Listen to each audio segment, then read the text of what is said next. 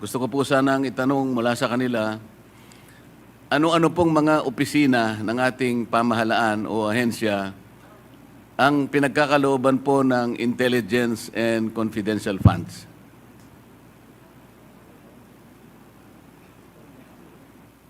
Attorney Camora, please respond.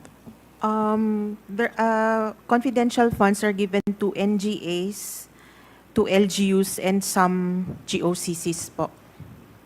You can elaborate, Madam Representative, sino po sa mga LGUs ang binibigyan po ng intelligence and confidential funds? Sa LGUs po,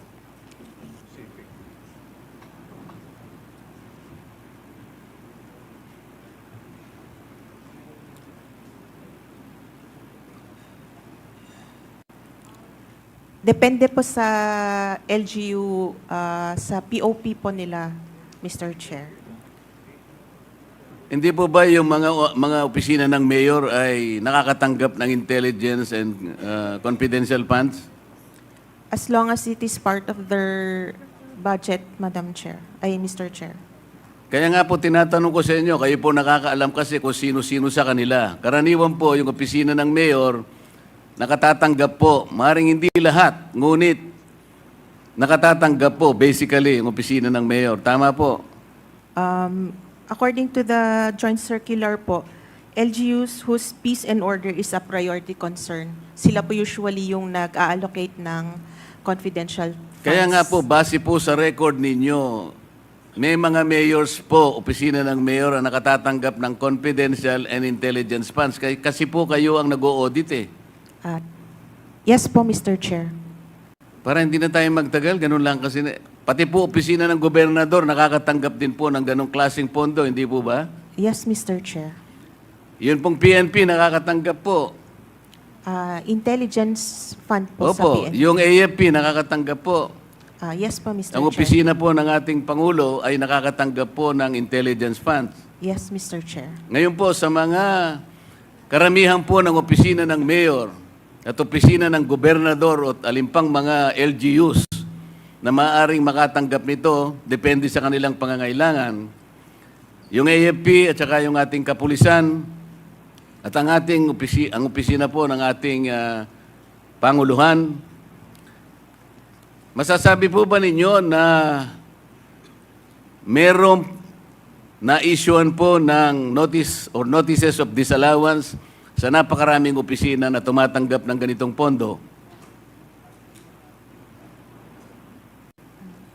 Mr. Chair, pagka meron naman pong mga ibang agencies na katanggap Kaya nga po ng gusto ko pong malaman, halimbawa 2022 at saka 2023, ballpark figures lang po, ilan po sa mga official at sa mga opisina ng mayor na nakatanggap ng confidential or intelligence funds ang subjected to notices of disallowance?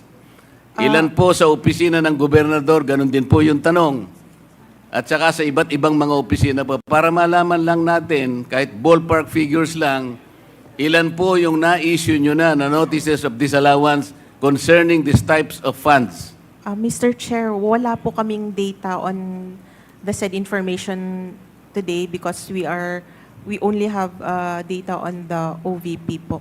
Di ba natin sabing 100 or 500 notices of disallowance? I cannot say po, Mr. Chair. How can you help us? We are supposed to be doing this in aid of legislation. Kaya namin kayo pinatawag para tulungan nyo kami.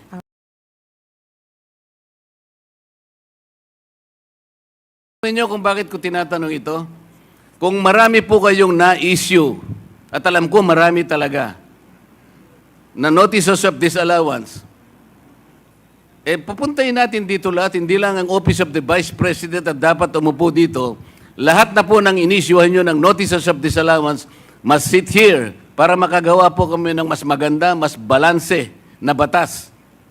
Kung pag-uusapan po ay ang paggamit nitong intelligence funds. Do you understand, Madam?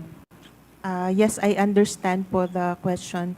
So, However, the committee is expecting to receive the number as well as the pertinent records pertaining to the issuance of notices of disallowance to the municipal mayors, governors, the PNP, the AFP, and such other agencies who are recipients of intelligence and confidential funds, because later on we will also summon them and sit Congressman- with us. Thank you, Madam Chair, Mr. Chair. Congressman Thank you. Marcoleta, you cannot move because you are not a member of this committee.